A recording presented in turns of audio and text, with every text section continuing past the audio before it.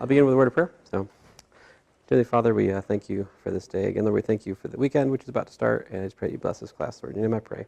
Amen. Okay, so first things first. Sorry about the help session yesterday. If you're planning to watch it later, yeah, it's kind of got no sound. Sorry about that. But it was a very good help session. So there's that. This is Theorem 7, the third isomorphism theorem.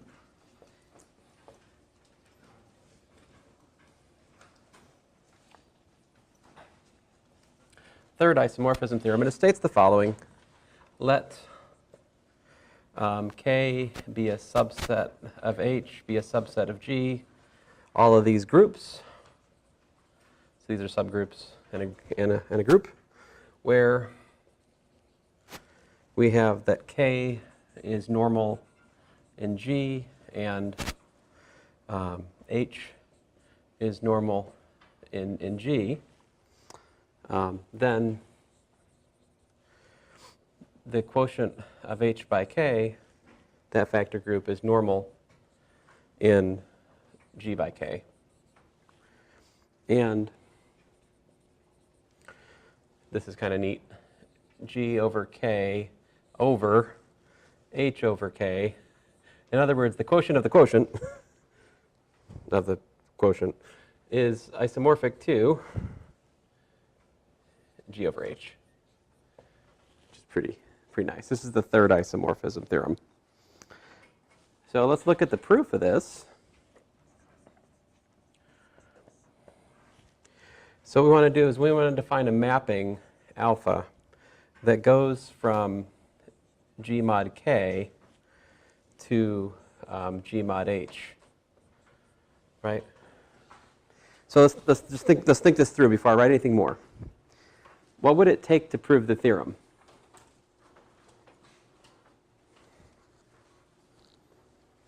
What would I need for alpha to be? I need alpha to be, we want a homomorphism. Yeah, let me choose my words more carefully. We want surjective, or onto, homomorphism, right?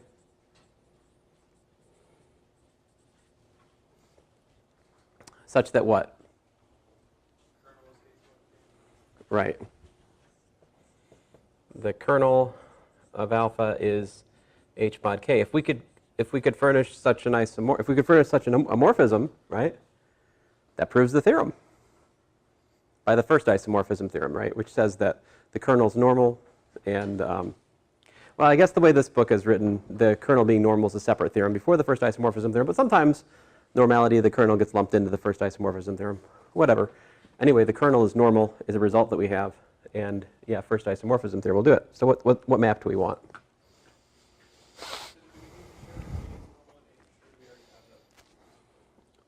Think about why that's true.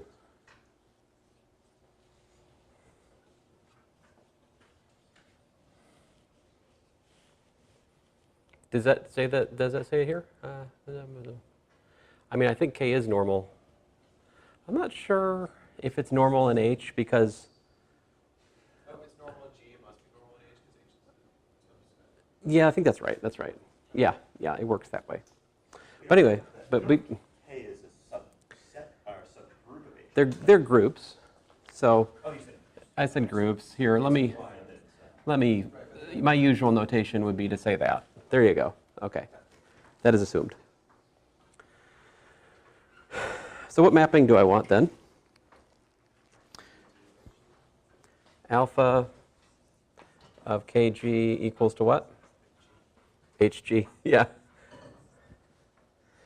The question is that mapping well defined, right? Well, if Kg is equal to Kg prime, what's that mean?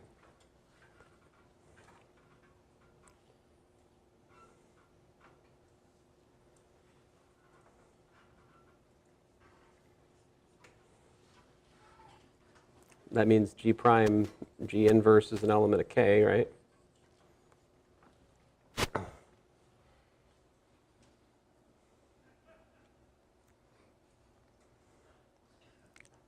How is K? Oh, but K is a subset of what? H, right? So what's that mean? G prime G inverse is an element of H, which tells me, of course, that HG is equal to HG prime, which shows you that the mapping is what? It's well defined. It actually also shows us it's 1-to-1. Well, no, it doesn't. It doesn't do that. Excuse me. What am I saying? The fact that it's a homomorphism is easy to check. So really all we have left to do then is what? Is it onto? Is this mapping onto?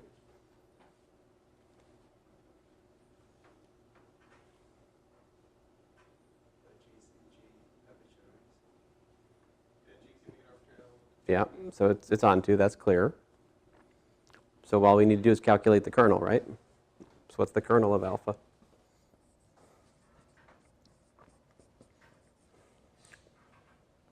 So it should be kg in g mod k such that what? Hg is equal to h. But what's that mean? Right. So this implies that g isn't, so that's equal to kg such that g is an h, right? Which is, stupid. And like you just said, it's, well, it's h mod k by definition, yeah. But, so there you go. This is the third isomorphism theorem. Okay, now that we got that out of our system, the rest of the lecture will be perhaps my classiest lecture yet. So this is lecture 19. So I was going to wear a t-shirt today, but I thought I just can't do it because this lecture is just too classy. So this is on Cauchy's theorem.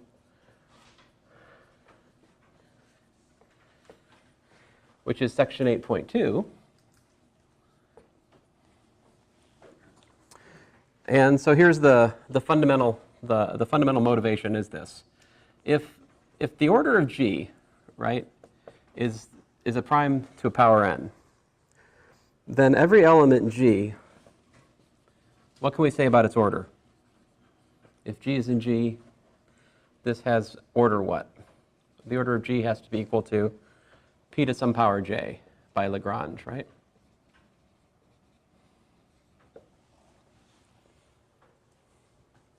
So every element, the order of any element divides the order of the group. That was one of the corollaries to Lagrange's theorem, right?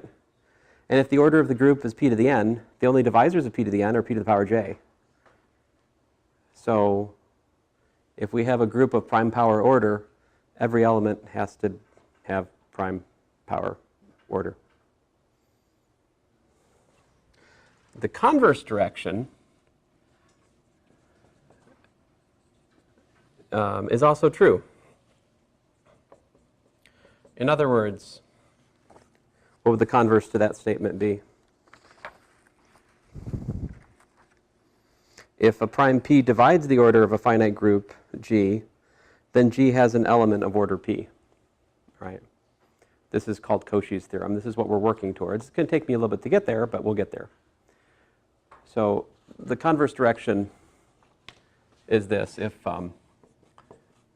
P divides the order of G, then G has element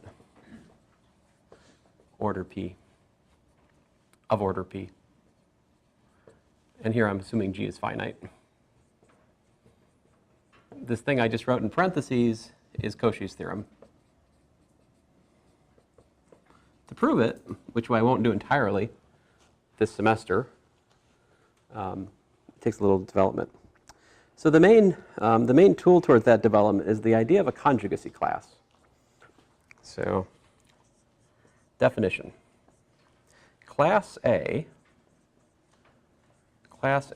all right, what's this going to be? This is going to be x in G such that x is equal to G A G inverse for some G in the group. In other words, it's the set of all elements reached from A by conjugation in the group. This is the conjugacy class. Now, you can prove that conjugacy class partitions the group. So here's some basic observations about conjugacy classes. Number one, the class containing the identity, well, the identity is in a class by itself, all right? So one curly brackets. My curly brackets will devolve throughout this lecture. The class containing A is just the singleton A. A singleton is a set containing just one element. If you don't know that already, then you're a singleton. No, wait a minute. Sorry.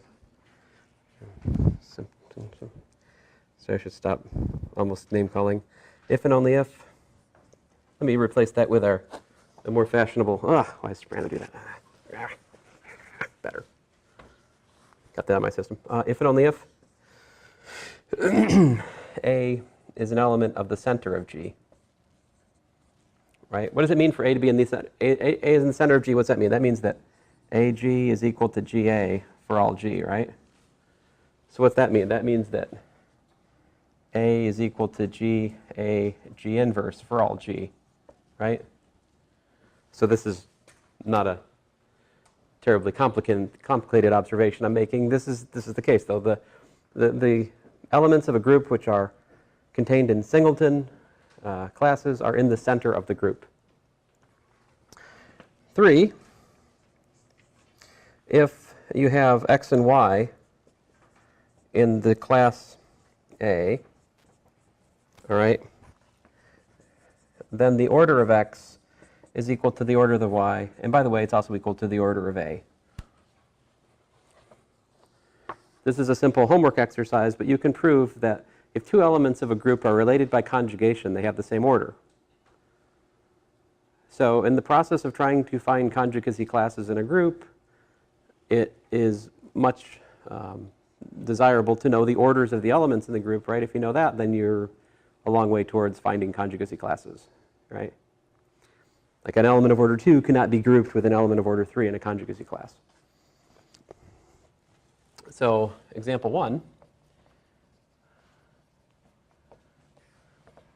Now, just because two elements have the same order doesn't mean that they're necessarily in the same conjugacy class either, right?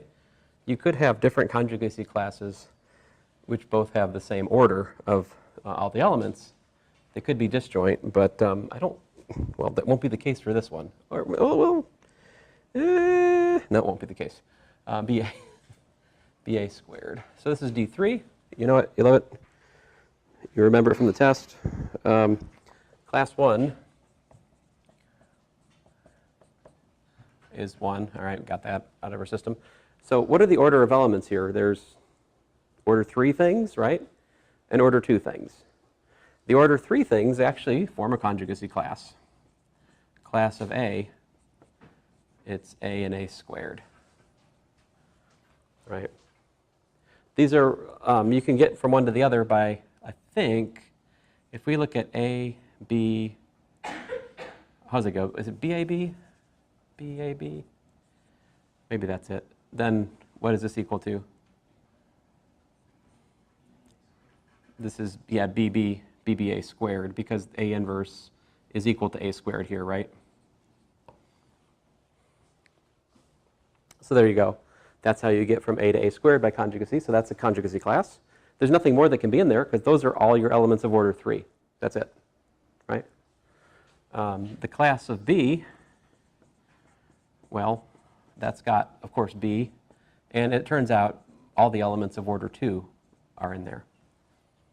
Now, that's not, again, that's not obvious from the fact that they just have order 2. We actually have to exhibit their, how they're related by conjugation. But that's simple. So if we just look at A, B, A inverse, that's equal to what? That's equal to B, A squared, A inverse, aka B, A squared, A squared. I mean, however you want to look at it, that's BA, right? So therefore BA, right, is in the class, conjugacy class, containing B, right? And if you look at A squared, BA to the minus 2, that gets you BA squared. So the conjugacy class containing B is that. All right. If you don't mind, I'm going to abbreviate conjugacy class by what? I say that a good abbreviation for this is CC. In the interest of not writing conjugacy class 100 times today, I'm going to say that. All right. S4. This is a little bit more to write. Has conjugacy classes. So of course you've got the class containing the identity permutation. That's in a class by itself, right? That's it. Is there anything else in the center of S4? No. So that's the only singleton class. We also have that the class, and so the guiding thought here is that conjugacy, and you saw this in one of your early homeworks. Do you remember when we studied conjugation of permutations, what happened? Right, same length cycle back, and it's like same. We say it has the same cycle type, is the technical term.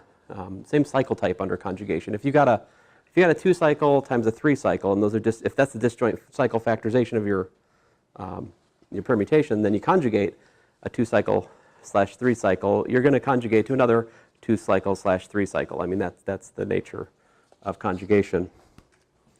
Which is exercise 15 in this section, but it's not hard to figure out why that is if you just think about how disjoint cycles work and things move. And anyway, so all right, this will take me a second.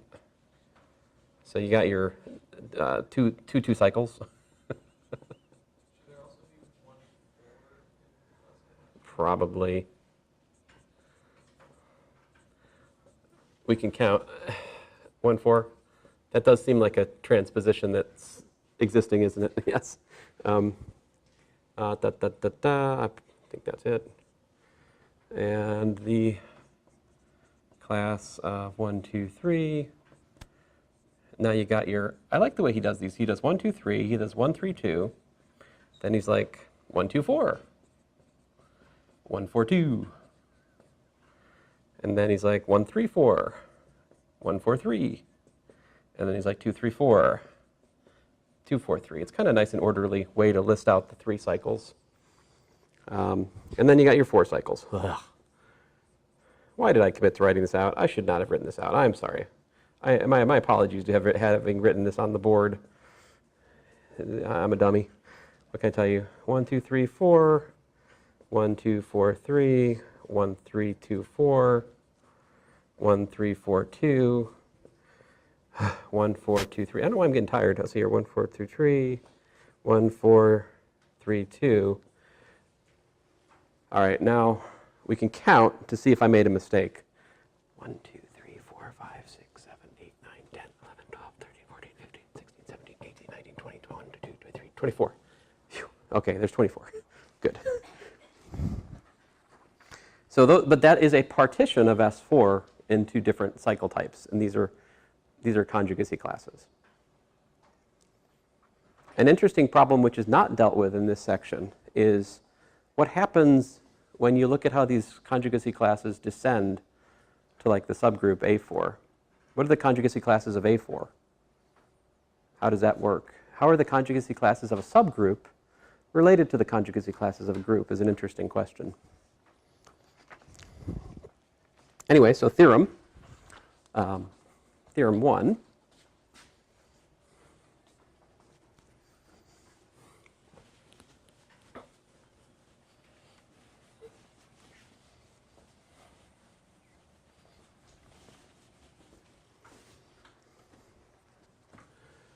Theorem 1. I don't need this anymore. I'm doing. Duh. Sorry. Theorem 1 says if H is a subgroup of G, then H is a normal subgroup of G if and only if H is union of conjugacy classes.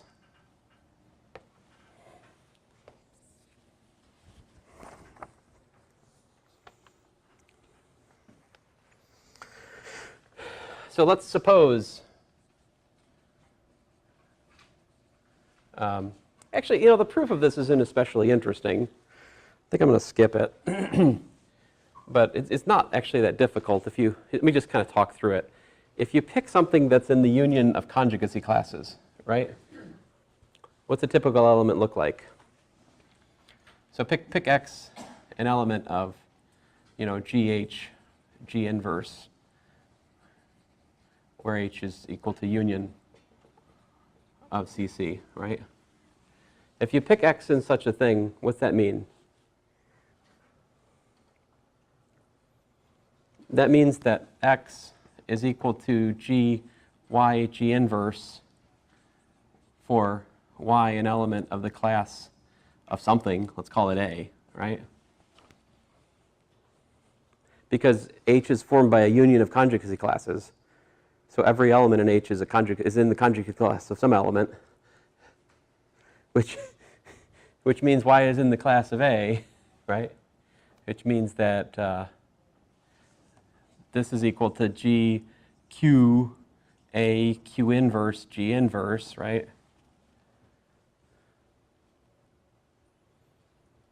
Which means what? Right? Which means that X is in the class of A, because this is, of course, GQ inverse. So X is an element of the class of A, which means that X is an element of H. So there you go. H is normal. And the other direction is actually just stupid, if you think about it. But this is not stupid. This is actually really interesting what this means. Like, apply this to D3. Right? So if you think about subgroups, what are the subgroups of D3? What are subgroups of D3? Apply theorem 1. Think about it. What are the subgroups of D3?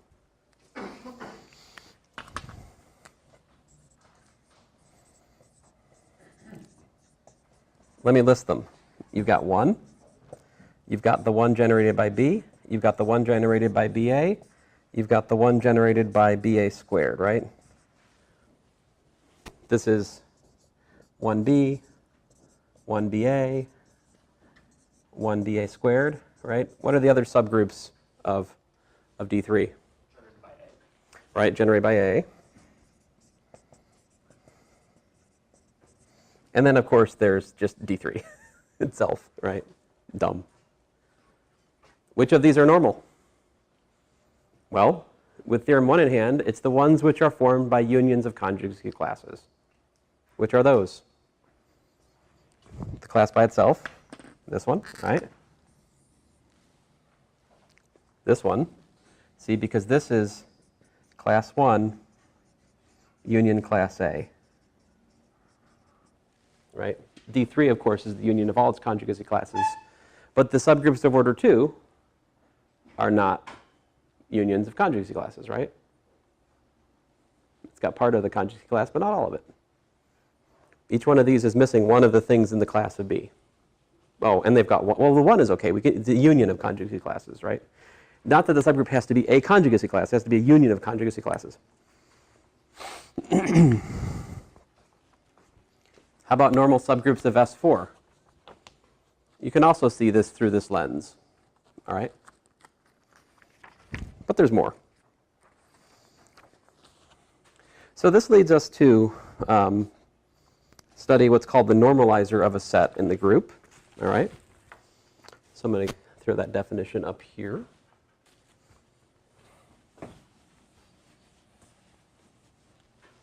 We've actually already looked at normalizers before, but we didn't think of them in this way. I mean, we looked at the normalizer of a single element. We called it the centralizer. All right, but a more general construction is for a non-empty subset of group.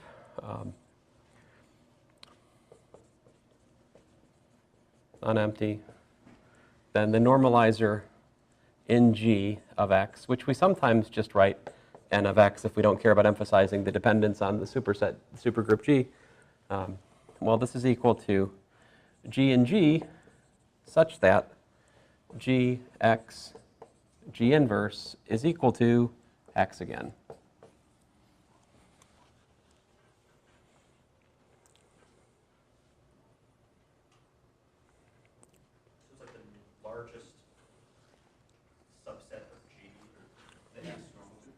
Yep. That is exactly what it is. It is the largest set in G. It's the largest subgroup of G. In fact, we can prove the normalizer is a subgroup.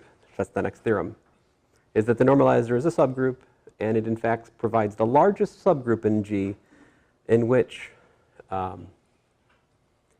X is a normal if X is a subgroup. This is good for X not being a subgroup. For example, special case, X is just a singleton, right? Then the normalizer of A, well, that's equal to, what is that? That's G and G, such that G, A, G inverse is equal to A. That's what the condition descends to.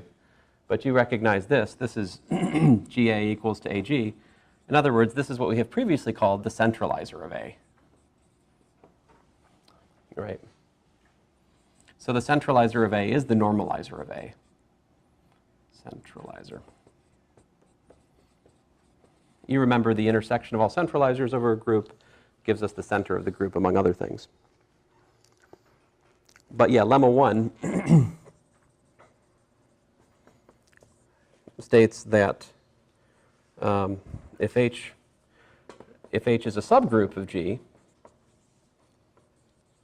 then point number 1, H is a normal subgroup of the normalizer of G and H. So H appears as a normal subgroup of the normalizer. And 2, it's fun, if H is normal in some other subgroup K of G, where K is a subgroup of G, then K must be a subset of the normalizer of G and H.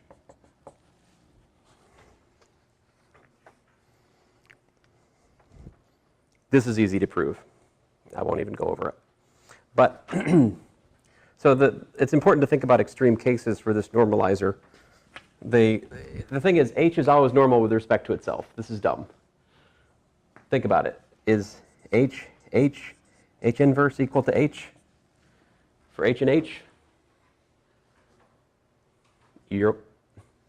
So we have this following sort of situation. H is a subgroup of the normalizer of H and G, and that is a subgroup of G itself.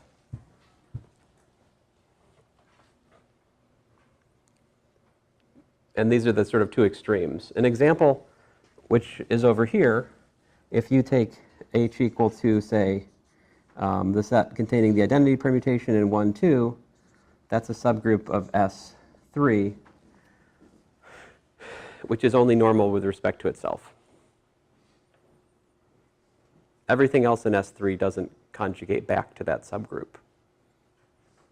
So the normalizer is the group itself.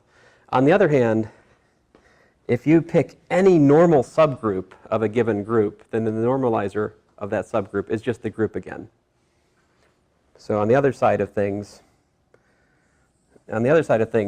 if H is a normal subgroup of G, then the normalizer of G, normalizer of H and G is just equal to G again. So those are the kind of the two extremes.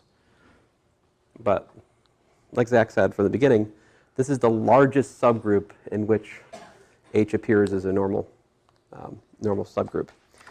It's the largest subgroup of the group in which H appears as a normal subgroup.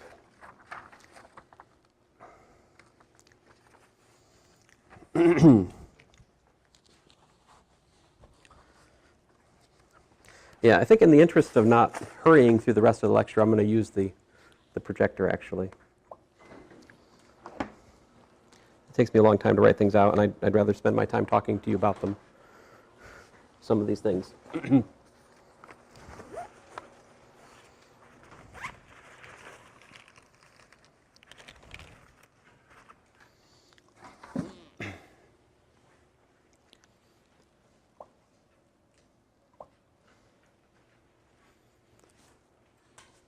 The theorem that this lecture ends with is just amazing.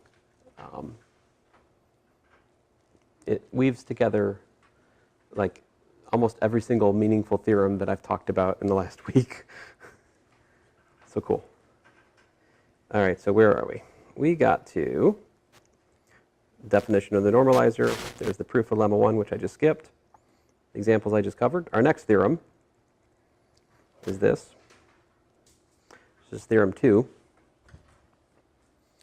You might have to adjust the, yeah, you got it. Let G be a finite group, all right? The size of the class of A, all right, is equal to the index of the normalizer of A. So the number of cosets of the normalizer subgroup is equal to the size of the conjugacy class. And likewise, the number of conjugates of a subgroup H is given by the conjugacy, the index of the normalizer of H. This is an exercise, and if you guys remind me, I'll try to work that exercise in the next help session, if I think it's profitable still then. I don't know, did I assign that one to you guys? I'm not sure. It's like number 15 from this section. I can't remember. I haven't had a chance to look. Anyway, that would be a good exercise to do, I think, because this is really a central theorem, and maybe that exercise is worth doing, even if I didn't assign it. I think it might be worthwhile. I'll look at number 1. So this is what the index of the normalizer of A is, right? It's the size of the coset, how many cosets there are, distinct cosets of n. On the other hand, the class of A is equal to this, right? So we can define a mapping phi from class A to the set of cosets, and if that's a bijection, woohoo, we got it. Then that would say the number of things in the class is equal to the number of cosets, but the number of cosets is the index of the normalizer. And the mapping is just this. It's a little bit sneaky. It's phi of GA inverse equal to GN. The reason that he uses left cosets will become apparent as you look at this calculation right here. So if we have that these, these are two different elements of the conjugacy class of A, right? So this calculation proves that it's well defined, that it's one-to-one, and I think also onto all at once, if you just look at it. So this is true if and only if that, if and only if that, if and only if that. So we get that these two things are equal only if they have matching left cosets of n, which is to say that this mapping is well defined, which is to say also that it's one-to-one, right? And then the fact that it's surjective is also clear, I think, from something here. I guess it may not be this, but anyway, it's clear that it's onto. So we have a bijection, and so we can count. This result in and of itself is not that exciting. I mean, this is important, as I've mentioned already. A is in the center, means that the class is a singleton, which, by the way, means that the normalizer of A is equal to G itself. Okay.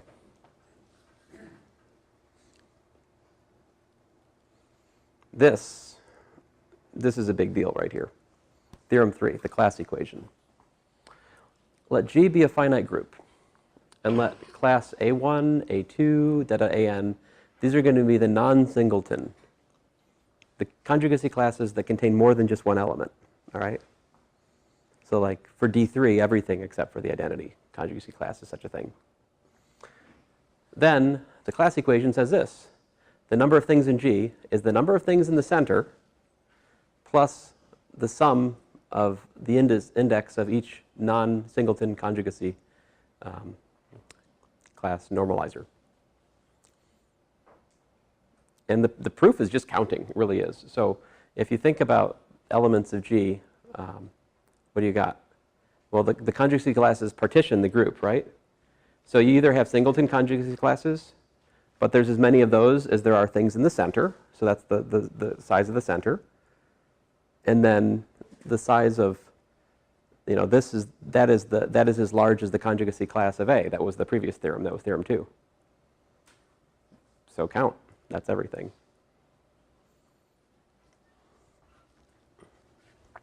Proofs are nice, but examples are better. Here's an example of the conjugacy the class equation as it works out for the quaternion 8 group, although it's kind of boring arithmetically speaking, because the demonstration is just 8 is 2 plus 2 plus 2 plus 2. Not especially exciting, but it's neat to see it in action. So you have two singleton conjugacy classes, 1 and minus 1 are in a class by themselves, and the conjugacy class of I, J, K, the versors, if you will, are I and minus I, right? So conjugating by j, k, or plus or minus 1 brings you back to I, is what happens. And likewise here and here. On the other hand, the normalizer of I it's this, right? So the index of a subgroup of order 4 is 2. So that's why I have 2 for that, 2 for that. And it's the same for j and k. So anyway, an example. Any questions? Okay. This finally brings us to Cauchy's theorem. And Cauchy's theorem again states that if prime p divides the order of a finite group, G, then G has an element of order p. All right. Again, this is a partial converse of Lagrange's theorem. We know that Lagrange's theorem doesn't have a full converse because there are groups, right, which have a particular order and have a number being a divisor of that order, right? And yet there's no subgroup of that order. Do you remember what the example was? It was from A4, wasn't it? There's a divisor of A4, which A4 doesn't have a subgroup of. Is that it?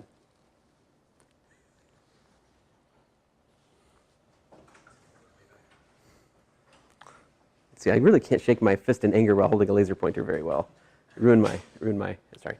I'll stop feigning anger and go on here. Now, the part of the proof of Cauchy's theorem that I cannot do involves chapter 7, which we cover in Math 422. By the way, Math 422. How many of you are thinking about taking Math 422? Uno, dos, tres. Oh, I'm out of Spanish lingo and students. Uh-oh. I remember Cuatro. I watched Sesame Street back in the day. It wasn't on a paid cable channel in my day. It was on a 13-inch, barely color TV with an antenna. But 13-inch. We watched a 13-inch TV when I was little. Man. If you're not taking 422 because of the schedule, do not be deceived. That is not when it's going to meet. Because I am not about to teach 422 in my 3rd hour. So it's like, at the moment, I think it's something like linear algebra at noon. What an awful time slot. We have no control. Linear algebra and then calculus 1. No. 3, calculus 3.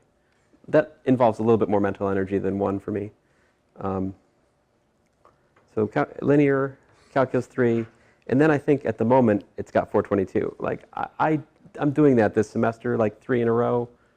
It's no. I will move 422 somewhere mutually beneficial to your schedule. So if you're not taking the class because of the time, do not be deceived. We will move the time. All right? I'm just saying. By the way, this is harmless. This is easier. Like 422 is easier than 421 anyway. You should tell your friends. Easy, very easy. Everyone who takes that passes. I heard. Sorry, I should shut up. Anyway, we proceed by induction on the order of the group. So this is the result is known for abelian groups, but it requires techniques of modules over PIDs, and that's the stuff in chapter 7, which I relegate to next semester. All right. Anyway, for n equals for less than dimension 3, order 3, we've got these groups up to isomorphism. This one, and that one. That has an element of order 1. That's got an element of order 2, and it's got 2 elements of order 3, right? So we're good. So assume inductively that the result holds for some order larger than 3, all right? And then if you think about it, you can take, class A1, these to be the non-singleton conjugacy classes of A, of the group, right? That means if they're not, remember the normalizer of something in the center is how big? It's the whole group, right? That's the point. But if A is not in the center, its conjugacy class is not a singleton, which also means, sort of as a mirror to that the normalizer is smaller than the group, strictly smaller than the group, right? That's important because that means then by induction I can apply the result to those. So then we have the class equation also to play with, right? So if you think about it, if P happens to divide one of these, then we're done, right? Because then we have a subgroup of the group of smaller order, then by induction there exists an element of order P. On the other hand, it could be the case that every last one of these, that P divides the order of every, so either P divides the order of every one of these, or P doesn't divide the order of every one of them, right? So if P divides the order of every one, then that means P is a divisor of this, but P is also a divisor of that. Consequently, P must be a divisor of the center, the order of the center. But if P is a divisor of the order of the center has to be what?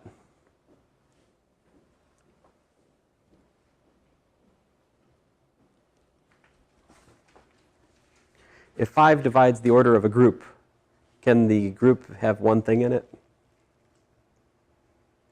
Oh, I'm sorry. I'm thinking about the proof of a different theorem. I'm sorry. I'm an idiot. But the point is, if P divides the order of the center, then the center of G is an abelian group, and there's a standalone proof for any abelian group. So even if the center is the whole group, if the group is abelian, we're still good. So anyway, this covers all cases, and that's essentially the proof of Cauchy's theorem, although I have found a way to muddle it, as usual. So I'm going to move on before you pick at my proof further. Sorry.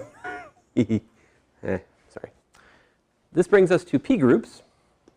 If P is a prime, a group G is called a P group if the order of every element is a power of P. Do you know any P groups? What's that? The cyclic group? Of what order? Of prime order. Cyclic group of prime order? Right, that would be the kind of like base case. Like Z5 would be a P group. P equals to 5. Everything has a, the identity has order 1, which is a power of P, stupidly. Right, 5 to the 0 is 1. But then 5 times anything in Z5 is also 0. So everything else has order 5, besides 0, which has order 1. How about the Klein 4 group? Right? Klein 4 group has what? It's an element, it's a group of order what? 4, which is 2 squared. And everything in it either has order 1 or 2. Right? The Klein 4 group's a P group. A fair number of our examples actually are P groups. Not all of them, but some. So here's the lemma. If G is a finite group and P is a prime, then the order of G is a power of P if and only if G, that sounds fun to, it's fun to say. The order of G is a power of P if and only if G is a P group. So the proof is actually pretty simple. Here it is.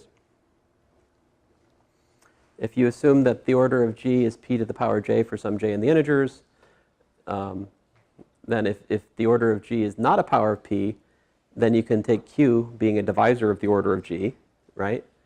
Where Q is not equal to P and is prime. But then by Cauchy's theorem, there's an element of order Q, right? And an element of order Q we cannot have because we assumed it's a P group, which means every element has some order to the power of P. Q not being P, this is a contradiction. So there you go. Theorem 5 says that if we have a subgroup of a group G and K is normal in G and P a prime, then G is a P group if and only if both K and the quotient by K are P groups. So this notion of P group plays nice with the idea of a factor group. Like we can detect something being a P group if we can find a factor which is a P group and such that the resulting quotient's also a P group. This is true also for infinite groups, he says. Although I don't think I forget if the proof for this is actually complete in the book or not. I'm going to go on though because, again, I want to get to the last theorem, which is really, really neat. It's problem 41. Oh, it's problem 41. Okay. Well, then you have a chance to think about it. Hooray. So if sorry, obligatory. If P is a prime and G is not the stupid group. If it's a finite P group, then the center of G is not 1. This is the thing I was getting dragged into my mind a minute ago. So again, you look at the non-singleton conjugacy classes, and then since it's a non-singleton conjugacy class, that means the normalizer is not the whole group, right? For I equals 1 to n. And since the index of the normalizer, right, has to be a divisor of G, why is that? Oh, excuse me, that's not up for, this is fine. This is what? We've had this result since we introduced index. This was shortly after the introduction of index. I think this is, I forget what this is called, but we've known this for a while. That's just because NA is a subgroup. So the both the order of the subgroup and the index are both have to be divisors of the group, right? This is one of the fundamental facts about index of a subgroup. Anyway, we find that P divides the order of this. Now, when I read this, I was like, what? Here's the why, though. It's pretty simple, and it has to do with everything that's going on. So the reason that P has to be a divisor of the index of the normalizer in G is that, well, this is just fundamental index stuff, right? This is equal to the order of G divided by the order of the subgroup, which we're finding the index of. But the order of G is given to be P to some power K by lemma 2. And the index of the normalizer, the size of the normalizer has to be P to some J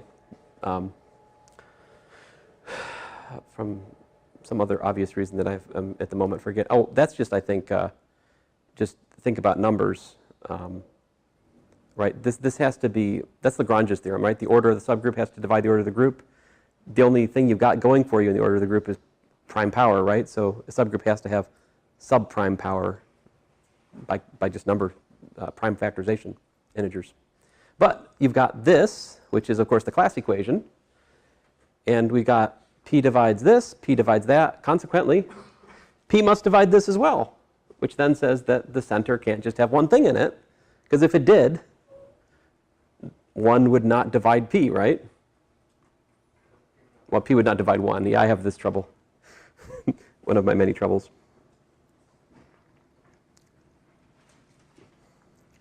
Then theorem 7 says that if you have G a group of prime squared power and P is a prime, then G is abelian, and either G is the cyclic group of order P squared or G is this. You might think we had this theorem before, but when I stated it before, I think we assumed that G was abelian. Or we assumed that G was cyclic. We assumed something about G. This is a stronger theorem than the one we had previously. And the proof is beautiful, and it's on page 361. This is not true if you look at like a prime cube power, right? Because if you look at D4 or D8, these are non-abelian 2 cubed groups, right? So, yeah. And he has more greedy versions of that in the exercises. Finally, this is theorem 8, the last theorem in the section. It says that if G is a finite P group of order P to the n, then there exists a series, G naught all the way to Gn, with Gn being the identity, such that these are all normal in G, and such that they have size which are the prime powers descending. If we start at P to the 5th, and P to the 4th, and P to the P cubed, P squared, P, and then finally 1. And their relative quotients all have, the relative factor groups all have size P. It's amazing data that you can do this. The proof is by induction on the order of the group, and it uses that, for a group of prime power order, the center is not 1. The center not being 1 means you can pick something in the center, and you can form, G. That means there's something non-trivial in the center to find. You can pick that, form the cyclic subgroup generated by that. That will be an abelian group. You form the quotient by that. That necessarily has an order which is, Pn minus 1. Then that means that we've got a group of n minus 1 order. By induction, we can apply the result to that. We get a series of subgroups of this quotient, like that. Then you go back, you use the lattice isomorphism theorem to get from this series of quotients to a series of subgroups that are normal. in the nice way. So it uses the fourth lattice isomorphism theorem. And to translate the fourth lattice isomorphism theorem, the last step, you actually use the third isomorphism theorem to finish it off. So this proof uses the fourth isomorphism theorem, the lattice isomorphism, the third isomorphism theorem, all the proofs we talked about today. Like this is an amazing proof. Like this uses the whole stupid section and much of what we've done this semester. This would be like a decent final for this course. Like prove this theorem. That would be a final. I wouldn't do that. I don't want to grade that. You don't want to take that, right? I'm not like my brother had a professor once who gave him a test in statistics. It was basically a blank piece of paper with a sentence at the top that said, develop chapter 3. Like I don't do this, not usually, unless a student provokes me, you know, but anyway. So that's it. Next time we'll be on to orbits and stabilizers, which are really, really neat. So thanks, guys.